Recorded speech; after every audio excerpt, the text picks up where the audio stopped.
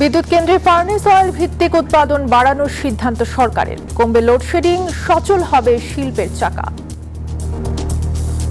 আমাদের থেকে যদি ইলেকট্রিসিটিটা পায় তাহলে গভর্নমেন্টের বা প্রাইভেট সেক্টরে যে গ্যাস ভিত্তিক যে পাওয়ার প্ল্যান্টগুলো আছে ওইখান থেকে 3000 মেগাওয়াট সে বন্ধ করে দিতে পারে এবং এই গ্যাসটা সে তখন ইন্ডাস্ট্রিতে দিতে পারে।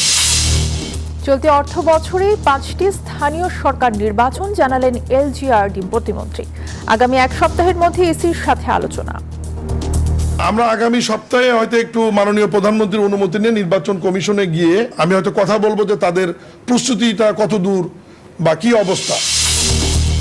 শুধু শেখ হাসিনা নয়, পলাতক সবাইকে ফেরত চায় ঢাকা, জানালেন তথ্যমন্ত্রী। গণমাধ্যমকে নিয়ন্ত্রণ করবে না সরকার।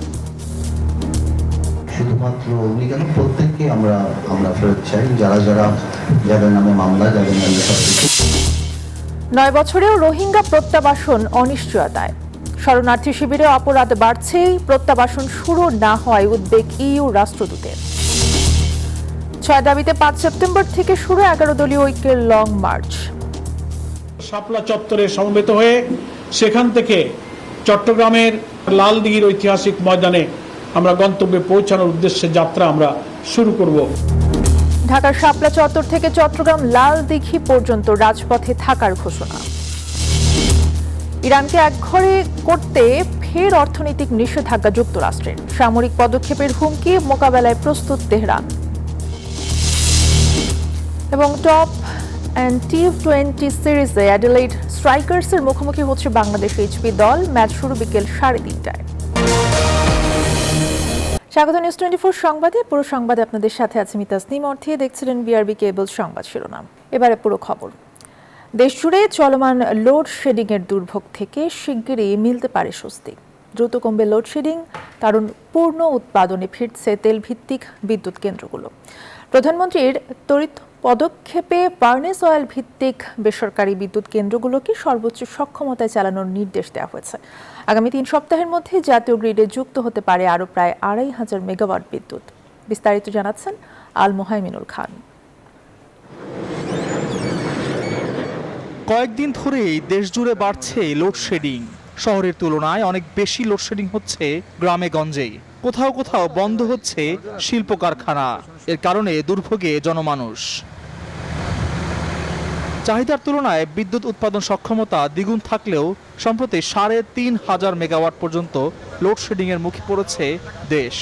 সরকারের এক দূরদর্শী সিদ্ধান্তে বদলাতে শুরু করেছে সেই পরিস্থিতি। বিদ্যুৎ কেন্দ্রে গ্যাসের উপর নির্ভরতা কমিয়ে ফার্নেস অয়েল ভিত্তিক কেন্দ্রগুলোকে তাদের সর্বোচ্চ সক্ষমতায় জাগিয়ে তোলার উদ্যোগ নেওয়া হয়েছে। এজন্য বেসরকারি কেন্দ্রগুলোর বকেয়া প্রায় 12,000 কোটি টাকা পরিশোধের উদ্যোগ নেওয়া হয়েছে। গভর্নমেন্ট গতকাল একটা মিটিং করেছে যে আমাদের ডিউগুলো তারা সেটেল করে দেবে। এখনও আমাদের ক্যাপাবিলিটি আছে আর 3000 মেগাওয়াটের মতো। সো গভর্নমেন্ট যদি আমাদেরকে ইমিডিয়েটলি আমাদের পেমেন্টগুলো রেগুলারাইজ করে ফেলে তাহলে আমরা 2 থেকে 3 সপ্তাহের মধ্যে আমরা এই তেলগুলো নিয়ে আসবো এবং আমরা এই 3000 মেগাওয়াট এক্সট্রা এটা দিতে পারবো। এবং তাতে কি হবে, গভর্নমেন্ট এই 3000 মেগাওয়াট আমাদের থেকে যদি ইলেকট্রিসিটিটা পায় তাহলে গভর্নমেন্টের বা প্রাইভেট সেক্টরে যে গ্যাস ভিত্তিক যে পাওয়ার প্ল্যান্টগুলো আছে ওইখান থেকে 3000 মেগাওয়াট সে বন্ধ করে দিতে পারে এবং এই গ্যাসটা সে তখন ইন্ডাস্ট্রিতে দিতে পারে। আন্তর্জাতিক বাজারে এলএনজির দাম যেমন বেড়েছে, তেমনি মধ্যপ্রাচ্যে চলমান উত্তেজনায় এলএনজি সরবরাহ দেখা দিয়েছে চরম অনিশ্চয়তা। স্পট মার্কেটে টেন্ডার করেও কাঙ্ক্ষিত সময়ে মিলছে না এলএনজি। এমন পরিস্থিতিতে এলএনজির চেয়ে ফার্নেস অয়েল দিয়ে বিদ্যুৎ উৎপাদন এখন তুলনামূলক সাশ্রয়ী বিকল্প। তাই বিদ্যুৎ কেন্দ্রে গ্যাসের উপর নির্ভরতা কমিয়ে ফার্নেস অয়েলের ব্যবহার বাড়ানোর জোর দিচ্ছেন নীতি নির্ধারকরা। আর বিদ্যুৎ খাত থেকে সাশ্রয় হওয়া গ্যাস সরবরাহ করা হবে গ্যাস সংকটে ধুঁকতে থাকা শিল্প খাতে। বিদ্যুৎ কেন্দ্রে গ্যাস কমিয়ে শিল্প খাতে সরবরাহ বর্তমান পরিস্থিতিতে বাস্তবসম্মত বলছেন জ্বালানি বিশেষজ্ঞ অধ্যাপক ম তামিম। এছাড়া বকেয়া মিটিয়ে 2500 মেগাওয়াটের তেলভিত্তিক কেন্দ্রগুলো চালু করলে বিদ্যুৎ সরবরাহ বাড়বে বলছেন তিনি। আর কয়লা ভিত্তিক কেন্দ্রগুলোকে নিরবিচ্ছিন্নভাবে অন্তত 80% সক্ষমতায় চালানো জরুরি মনে করেন এই বিশেষজ্ঞ। তার মতে এলএনজির দাম বেশি হওয়ায় এই মুহূর্তে তেল ভিত্তিক বিদ্যুৎ উৎপাদন তুলনামূলক সাশ্রয়ী। তবে দীর্ঘমেয়াদে তেল নির্ভর না করে অর্থনৈতিক রিটার্ন বাড়াতে শিল্প গ্যাস সরবরাহ নিশ্চিত করার তাগিদ এই বিশেষজ্ঞের। বর্তমানে গ্রিড ভিত্তিক মোট বিদ্যুৎ উৎপাদন সক্ষমতা প্রায় 29,500 মেগাওয়াট, যার মধ্যে প্রায় 19% ফার্নেস অয়েল ভিত্তিক। আগামী 10 থেকে 15 দিনের মধ্যে তেল ভিত্তিক কেন্দ্রগুলো পূর্ণ উৎপাদনে ফিরলে একদিকে যেমন লোডশেডিং এর ভোগান্তি কমবে, অন্যদিকে শিল্পের চাকাও পুরো দমে সচল হবে বলে আশা করছেন সংশ্লিষ্টরা। আল মোহাম্মদুল খান, নিউজ 24, ঢাকা। চলতি অর্থ বছরের মধ্যেই শেষ হবে 5টি স্থানীয় সরকার নির্বাচন। আগামী সপ্তাহে ইসির এই নিয়ে আলোচনা হবে বলে জানিয়েছেন স্থানীয় সরকার প্রতিমন্ত্রী মীর শাহে আলম। বলেন, নির্বাচনের জন্য বাজেটে 6,000 কোটি টাকা বরাদ্দ রাখা হয়েছে। সকালে সচিবালয়ে ডেনমার্কের রাষ্ট্রদূত ক্রিশ্চিয়ান ব্রিক্স মোলারের সাথে সাক্ষাৎ শেষে এসব কথা বলেন তিনি।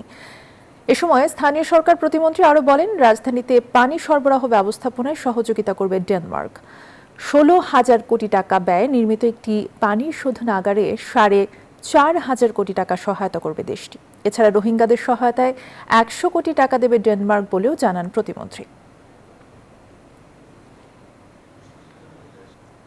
সরকারের প্রস্তাব তো আমি এর আগেও বহুবার বলেছি যে চলতি অর্থ বছরের বাজেটে এই 5টি নির্বাচন করবার জন্য যে 6,000 কোটি টাকার প্রয়োজন সেটা আমরা রেখেছি। আমরা আগামী সপ্তাহে হয়তো একটু মাননীয় প্রধানমন্ত্রীর অনুমতি নিয়ে নির্বাচন কমিশনে গিয়ে আমি হয়তো কথা বলবো যে তাদের প্রস্তুতিটা কত দূর বা কি অবস্থা।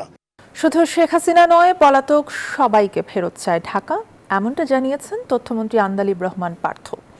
দুপুরে সচিবালয়ে বিভিন্ন মন্ত্রণালয়ে কাজের অগ্রগতি নিয়ে সংবাদ সম্মেলনে তিনি কথা জানান। বলেন, সাংবাদিকদের মত প্রকাশের স্বাধীনতা খর্ব করার কোনো চিন্তা নেই এই সরকারের। এ সময় প্রধানমন্ত্রীর তথ্য উপদেষ্টা ডাক্তার জাহিদুর রহমান জানান, বিদ্যুৎ জ্বালানি সংকট মোকাবেলায় কয়লা ভিত্তিক বিদ্যুৎ কেন্দ্রের দিকে যাচ্ছে সরকার। গ্যাস বিদ্যুতের সমস্যা পুরোপুরি সমাধান হতে 2 বছর সময় লাগবে বলেও জানান তথ্য উপদেষ্টা।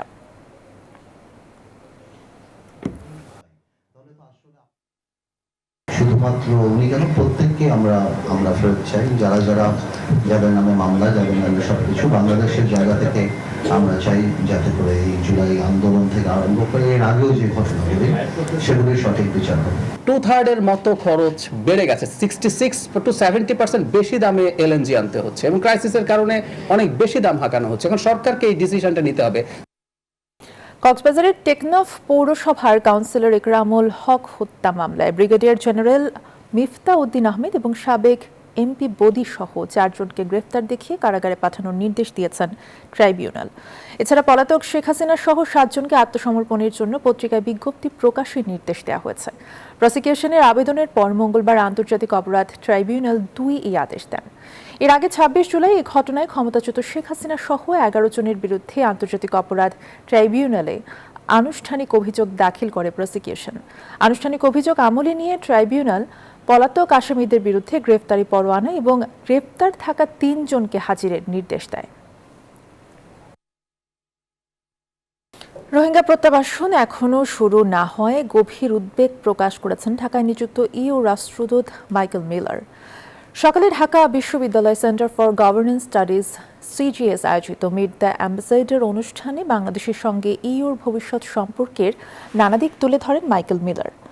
2017 সালের পর থেকে বাংলাদেশকে 50 কোটি ইউরোর বেশি সহায়তা দেওয়ার কথা জানিয়ে তিনি বলেন, রোহিঙ্গাদের পাশাপাশি কক্সবাজারের স্থানীয় জনগোষ্ঠীর স্বার্থ বিবেচনায় রাখছে ইইউ। নির্বাচনের পর বাংলাদেশের সম্ভাবনার নতুন দুয়ার খুলেছে মন্তব্য করে বাণিজ্য, বিনিয়োগ এবং অর্থনৈতিক অংশীদারিত্ব আরও গভীর করতে কাজ করার কথাও জানিয়েছে ইউরোপীয় ইউনিয়ন। বাংলাদেশের সঙ্গে আমাদের অংশীদারিত্ব দীর্ঘমেয়াদী পারস্পরিক স্বার্থের ভিত্তিতে হওয়া উচিত, স্বল্পমেয়াদী সুবিধার ভিত্তিতে নয়। আমরা বিশ্বাস, ন্যায্যতা এবং সমৃদ্ধির উপর ভিত্তি করে বাংলাদেশের সঙ্গে সম্পর্ক গড়ে তুলতে চাই। আমরা রোহিঙ্গা শরণার্থীদের মিয়ানমারে স্বেচ্ছায় নিরাপদ প্রত্যাবাসনকে সমর্থন করি। বাংলাদেশ যে বোঝা বহন করছে আমরা তা স্বীকার করি এবং আন্তর্জাতিকভাবে এই দায়িত্ব ভাগ করে নেওয়ার প্রয়োজনীয়তা মনে করি। রোহিঙ্গাদের প্রত্যাবাসনই এই সংকটে স্থায়ী সমাধান। বাংলাদেশে রোহিঙ্গা আগমনের 9 বছর পূর্তি উপলক্ষে কক্সবাজারের রুখিয়ার আশ্রয় শিবিরে পালিত হয়েছে রোহিঙ্গা গণহত্যা দিবস। মঙ্গলবার সকালে কুতুপালং 4 নম্বর ক্যাম্পের ফুটবল মাঠে জড়ো হন হাজার হাজার রোহিঙ্গা। এর আগে আশপাশের ক্যাম্প থেকে মিছিল নিয়ে সমাবেশ স্থলে আসেন তারা। পুরুষদের পাশাপাশি নারী ও শিশুরাও অংশ নেন এতে। প্ল্যাকার্ড, পোস্টার হাতে উই ওয়ান্ট জাস্টিস এবং we want back to our home এমন নানা স্লোগান দেন রোহিঙ্গারা। সমাবেশ থেকে মিয়ানমারে নিরাপদ ও মর্যাদাপূর্ণ প্রত্যাবাসনের দাবি জানান রোহিঙ্গা নেতারা। 6 দাবিকে কেন্দ্র করে আগামী 5 সেপ্টেম্বর লং মার্চ শুরু করবে 11 দলীয় ঐক্য। 5 সেপ্টেম্বর ঢাকা থেকে চট্টগ্রাম লাল দিঘি মাঠ পর্যন্ত লং মার্চের সকল প্রস্তুতি নিচ্ছে বিরোধী দল, এমনটা জানিয়েছেন জামায়াতের সেক্রেটারি জেনারেল মিয়া গোলাম পরোয়ার। দুপুরে দলটির কেন্দ্রীয় কার্যালয়ে সংবাদ সম্মেলনে তিনি বলেন, গণভোটের রায় বাস্তবায়ন, জুলাই গণহত্যার বিচার, বিদ্যুৎ, গ্যাস, সার সংকট নিরসন, দ্রব্যমূল্য নিয়ন্ত্রণ, আইনশৃঙ্খলা পরিস্থিতির উন্নয়ন করা, প্রশাসনের সর্বস্তরে দলীয়করণের প্রতিবাদে ধারাবাহিক ঢাকা থেকে বিভাগীয় শহরে লং মার্চ হবে। আরও বলেন, 5 সেপ্টেম্বর ঢাকার শাপলা চত্বর থেকে চট্টগ্রাম লাল দিঘি মাঠ পর্যন্ত লং মার্চ হবে। পথে পথে 6 থেকে 7টি পয়েন্টে হবে পথসভা। হাজারেরও বেশি গাড়ি থাকবে লং মার্চের বহরে। 5 সেপ্টেম্বর শনিবার সকাল 7টায় আমরা ঐতিহাসিক বহু আন্দোলনের স্মৃতি বিজড়িত শাপলা চত্বরে সমবেত হয়ে সেখান থেকে চট্টগ্রামের আর সকল আন্দোলনের সূতিকাগার লালদিঘির ঐতিহাসিক ময়দানে আমরা গন্তব্যে পৌঁছানোর উদ্দেশ্যে যাত্রা আমরা শুরু করব শাপলা চত্বর থেকে। দলের ভাবমূর্তি ক্ষুণ্ণ হয় এমন কাজ থেকে বিএনপির সব পর্যায়ের নেতাকর্মীদের বিরত থাকার আহ্বান জানিয়েছেন দলের নির্বাহী কমিটির সদস্য রেল প্রতিমন্ত্রী হাবিবুর রশিদ হাবিব। দুপুরে রাজধানীর খিলগাঁওয়ের সিপাহীবাগ বায়তুল হুদা জামে মসজিদ কমপ্লেক্সের নতুন ভবনের ভিত্তিপ্রস্তর উদ্বোধনীতে এমন কথা বলেন প্রতিমন্ত্রী। অপকর্মের সাথে জড়িত ব্যক্তিদের দায় সরকার ও দল মেনে নেবে না বলেও সতর্ক করেন তিনি। দেশের সকল মানুষের সেবা সমানভাবে নিশ্চিত করতে বর্তমান সরকার কাজ করছে বলেও জানান হাবিবুর রশিদ। যারা দখলদার, চাঁদাবাজ, তাদেরকেও তাদের রাজনৈতিক পরিচয় না দেখে তাদেরকে আইনের আওতায় আনেন। কারণ যারা চাঁদাবাজ, সন্ত্রাসী, দখলদার, মাদক ব্যবসায়ী, তারা কখনোই এই দেশের জন্য, দলের জন্য, সমাজের জন্য তারা কখনোই ভালো লোক, ভালো মানুষ হতে পারে না। বহুল আলোচিত মাগুরার 8 বছরের শিশু আসিয়া হত্যা এবং ধর্ষণ মামলার হাইকোর্টের রায়ের দিন পিছিয়ে 31 আগস্ট ধার্য করেছেন হাইকোর্ট। রাষ্ট্রপক্ষের আবেদনের প্রেক্ষিতে এই দিন নির্ধারণ করা হয়। গতকাল আসামি হিটু শেখের ডেথ রেফারেন্স এবং আপিলের ওপর শুনানি শেষে আজকের দিন রায়ের জন্য ধার্য করেন হাইকোর্ট। 2025 সালের 17 মে মাগুরার নারী ও শিশু নির্যাতন দমন ট্রাইব্যুনাল প্রধান আসামি হিটু শেখকে মৃত্যুদণ্ড দেন। একই রায়ে মামলার বাকি 3 আসামিকে খালাস দেওয়া হয়। শিশু আসিয়া হত্যা মামলায় প্রধান আসামি হিটু শেখের ডেথ রেফারেন্স এবং আপিলের রায় আজ হাইকোর্টে ঘোষণা করার কথা ছিল, যা পিছিয়ে 31 আগস্ট ধার্য করা হয়েছে। আজকে রায়ের জন্য ধার্য ছিল দিন, কিন্তু এটা ডিফার করেছে। এটা আগামী মানডেতে যাওয়ার কথা। ডকুমেন্টের বাইরে যাওয়ার তো আমাদের সুযোগ নেই। ডকুমেন্ট থেকে কিছু পয়েন্ট উত্থাপন করেছি এবং রাষ্ট্রপক্ষ থেকে ডিএজি সাহেব কিছু দিয়েছেন। এখন দুটো কনসাইজ করে এখন জজ সাহেব দেখবেন যে কোনটা যুক্তিসঙ্গত। পূর্ব ঘোষণা ছাড়াই পররাষ্ট্রমন্ত্রী ডক্টর খলিলুর রহমান এবং প্রতিমন্ত্রী হুমায়ুন কবিরের সাথে বৈঠক করেছেন মার্কিন রাষ্ট্রদূত ব্রেন্ট ক্রিস্টেনসেন। মঙ্গলবার বেলা 12টায় রাষ্ট্রীয় অতিথি ভবন পদ্মায় এই বৈঠক অনুষ্ঠিত হয়। প্রায় 1 ঘণ্টা ধরে চলা এই রুদ্ধদ্বার বৈঠক শেষে আলোচ্য বিষয় নিয়ে আনুষ্ঠানিকভাবে কোনো পক্ষই গণমাধ্যমকে কিছু জানায়নি। তবে সংশ্লিষ্ট বিভিন্ন সূত্র বলছে, বৈঠকে বাংলাদেশ ও যুক্তরাষ্ট্রের মধ্যকার দ্বিপাক্ষিক সম্পর্ক, ভূ রাজনীতি, জ্বালানি নিরাপত্তা এবং ব্যবসা বাণিজ্যের মতো গুরুত্বপূর্ণ বিষয়গুলো নিয়ে বিস্তারিত আলোচনা হয়ে থাকতে পারে। স্থানীয় সরকার নির্বাচন অবাধ এবং সুষ্ঠু নিশ্চিত করবে, নির্বাচন কমিশন জানিয়েছেন নির্বাচন কমিশনার আবুল ফজল মোহাম্মদ সানাউল্লাহ। বলেন, রাজনৈতিক দলগুলোর সদিচ্ছার কারণে 12 ফেব্রুয়ারি নির্বাচন সহিংসতা মুক্ত হয়েছে। তাই সামনের স্থানীয় সরকার নির্বাচনেও এটা কাজে লাগাতে হবে। গুলশানে এক হোটেলে আয়োজিত অনুষ্ঠানে এসব কথা বলেন তিনি। শৃঙ্খলা রক্ষাকারী বাহিনীর চেয়ে যাদেরকে সবচেয়ে বেশি সাধুবাদ দেওয়া প্রয়োজন সেটা হচ্ছে রাজনৈতিক দল। তারা যদি আপনার সমন্বিতভাবে ভায়োলেন্সের পথে হাঁটতেন, আমরা কি করতে পারতাম?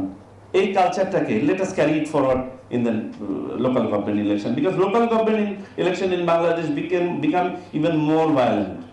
আগামী 1 সেপ্টেম্বর থেকে সম্মিলিত ইসলামী ব্যাংকের ব্যক্তি আমানতকারীরা প্রয়োজন অনুযায়ী নিজ নিজ হিসাব থেকে টাকা তুলতে পারবেন।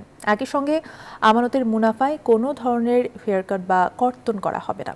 সকালে বাংলাদেশ ব্যাংকের গভর্নর মোহাম্মদ মোস্তাকুর রহমানের সঙ্গে সম্মিলিত ইসলামী ব্যাংকের চেয়ারম্যান কাজী শাইরুল হাসান ও ব্যবস্থাপনা পরিচালক আবেদুর রহমান শিকদারের এক বৈঠকে এসব নির্দেশনা দেওয়া হয়।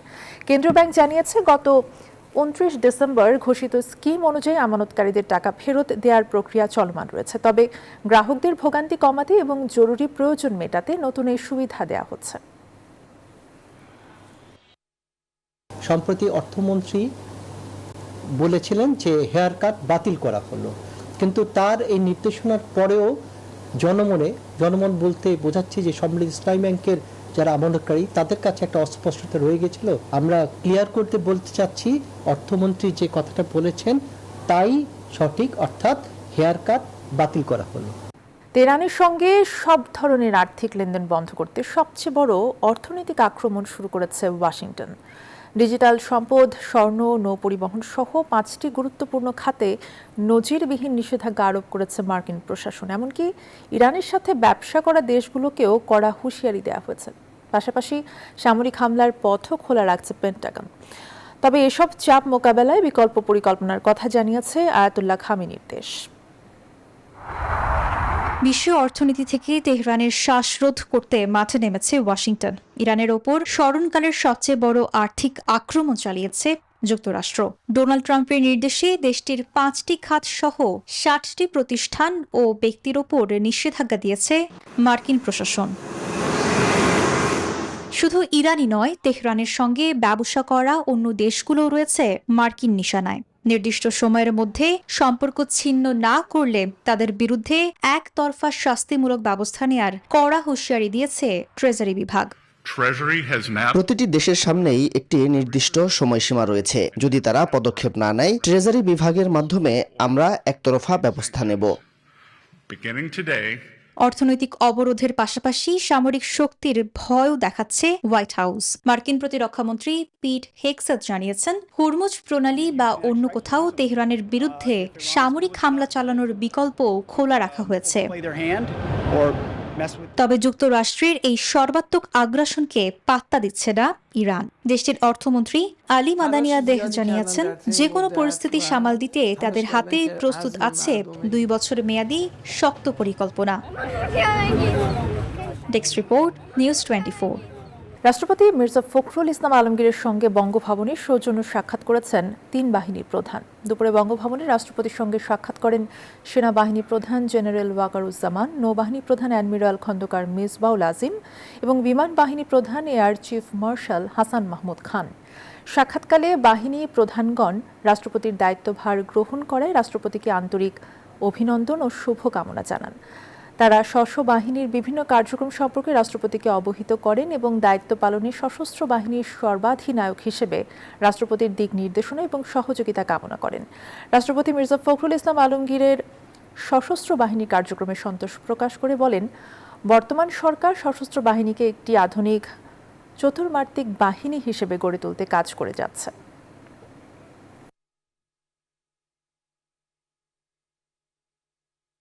অস্ট্রেলিয়া চলমান টপ-10 টি20 সিরিজের দুর্দান্ত ফর্মে বাংলাদেশ এইচপি দল। নিজেদের চতুর্থ ম্যাচে দুপুর 3:30টায় অ্যাডিলেড স্ট্রাইকার্স একাডেমির বিপক্ষে মাঠে নামছে টাইগাররা। টানা 3 জয়ে 9 দলের পয়েন্ট টেবিলে শীর্ষে অবস্থান করেছে এইচপি দল। প্রথম ম্যাচ থেকেই দুর্দান্ত খেলে নিজেদের অপরাজিত ধারা ধরে রেখেছে লাল সবুজের প্রতিনিধিরা। ভিক্টোরিয়া একাডেমিকে হারানোর আত্মবিশ্বাস নিয়ে আজ জয়ের ধারা অব্যাহত রাখতে মাঠে নামছে ইরফান শুক্কুরের দল।